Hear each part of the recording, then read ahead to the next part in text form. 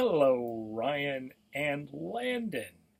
I thought that I would record a very special treat for you since Christine is off somewhere doing things that we're all jealous of.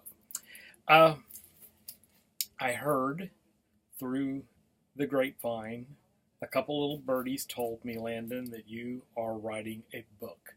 And it made me think of what my very first book was.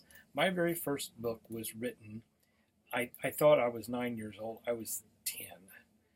And I was at Washington grade school, and I had a co-writer, uh, and we wrote a book. It was an assignment, but our books got to be published in the school library.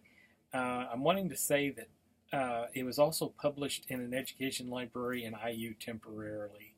I think they were if I'm not mistaken, they were studying how children write as part of some sort of educational thing. Anyway, so my contribution, Ken and my contribution was this: the day Alieo Balieo came to Earth.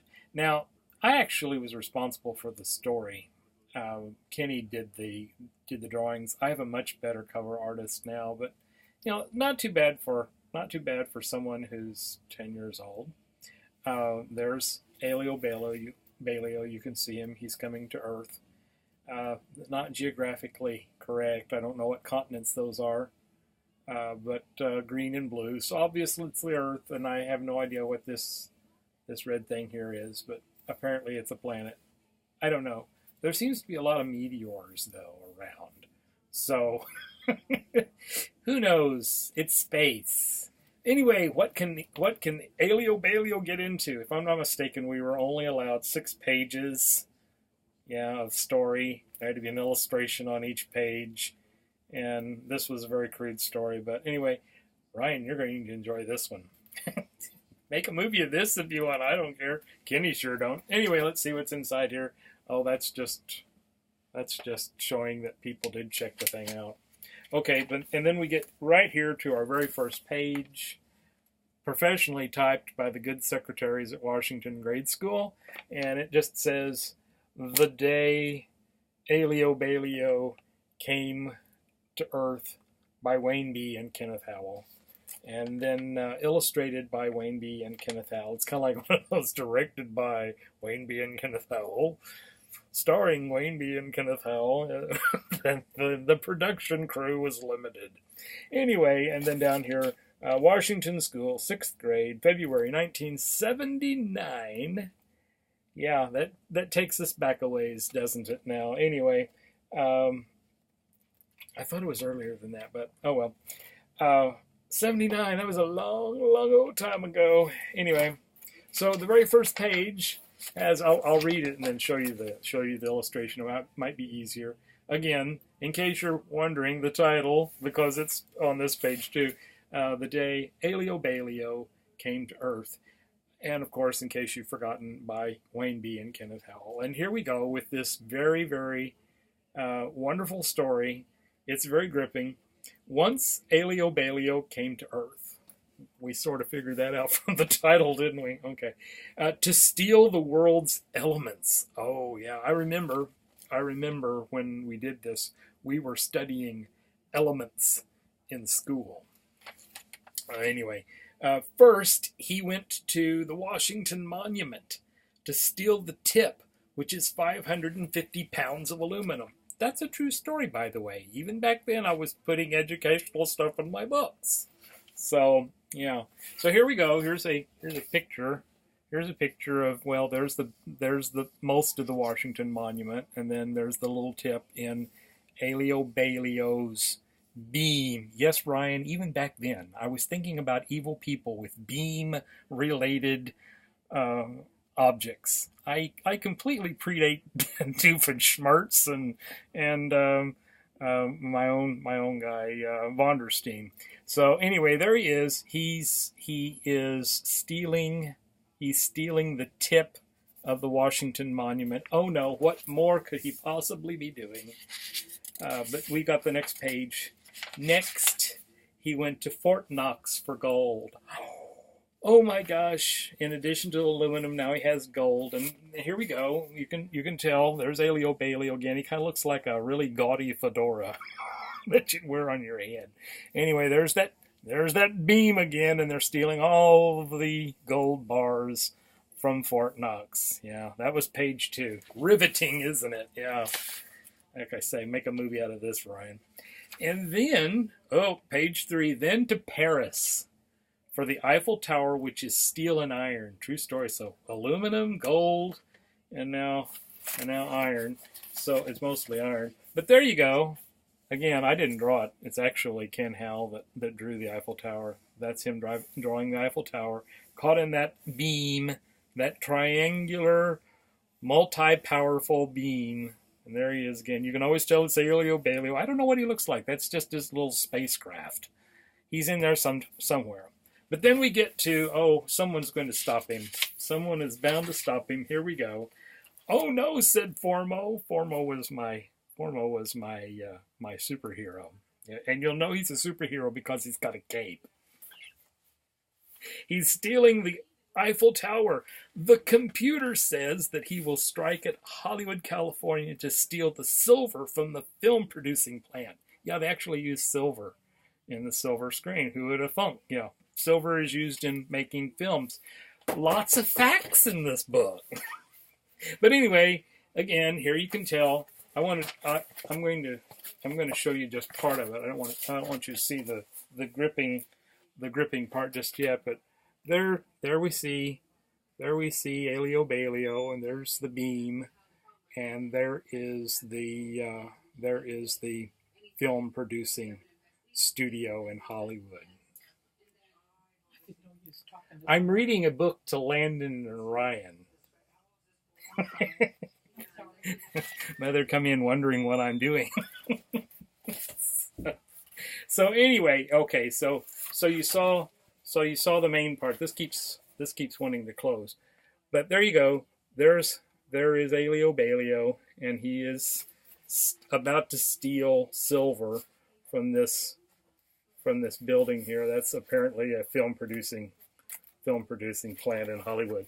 But then looky here. Then we've got him right on the case. This is again, I can make fun of the illustrations. I didn't do them. This is our hero, Formo. Formo. I was too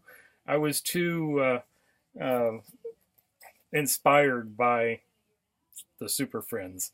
Anyway, he's changing into an amoeba of all things, and a giant one at that. Because whenever you're up against gaudy fedora-looking spaceship aliens, the only thing you really should change into to save the day is a red and green giant amoeba. Because, does it really need an explanation? Okay. And then we've almost come to the end. But Aleo Baleo was ready. I don't know how one can be ready for a giant amoeba, but they were. But Aleo Baleo was ready and zapped the amoeba, of course, with his beam thing that seems to be able to do everything, steal things, hit things. But there we go. Now we have Aleo Baleo. Very easy to see Aleo Baleo there, the red and blue spaceship-looking thing. There's the beam, and there's the red and green giant amoeba. Because giant amoebas. That's the first thing I would change into. And then I don't know what the orange thing is. I really can't think what the orange. I think that was just kind of like here's the beam, here's the amoeba. This is the energy. I guess that'd be an energy exchange where okay. And remember, this is only 6 pages long, so resolution's got to come on this next page. And okay, he got away. I don't know. He seemed to have the upper hand in that last page, didn't he? But he got away. He got away, said Formo, but at least he let the elements go. And, there we go. No solution as to how, I guess, assumably out in Hollywood, California, we're going to get the Eiffel Tower and the tip of the Washington Monument back to Washington and Paris. And I don't know. There was a lot more gold when it came out, but we've only got 3 bars right there. So, I'm really not sure. I'm really not sure what you make of that. Anyway, there we go. And then let's see, that's it. You can tell from we put the end on the back since we didn't get we didn't get more than 6 pages. Oh, they were such editors back then. Anyway, you can see he's apparently, I don't know, Amoebas must have done something, because here's some exhaust coming out in space. I don't know how that's possible. Here's some exhaust coming out. So apparently, I don't know, maybe the amoeba was able to, overheat his warp drive or something. Anyway, there he is, getting away as fast as he can from planet Earth. I'm sure he'll be back. I always wanted to I always wanted to revisit this as an adult, because my goodness, the questions that were in this one, but there we go. He's getting away from Earth. I have no idea what this brown thing is. There's a lot of big things really close to the Earth that looks like huge planets, but no description. Anyway, I say that for you, Ryan, to give you insight into my young creative mind, and I say that to you, Landon. Although I'm making fun of my own work, it's a start, and I know this is got to be one of the goofiest stories there is, but I'm proud of it. It's where I got my start as a writer, and I hope that you will put your thoughts down on paper if that's something you would like to do as a career or hobby, and then look back and laugh at it like I've done. They're funny when you go back to look at them. They're funny, and you'll love them and you'll laugh at them. It's a mixture of emotions. I mean, I know this isn't good, but I love it. It's dear to my heart. I wouldn't let this out of my sight. I keep it up here with my books for motivation. Show me where I've went. But I hope, Landon, that you're encouraged to write.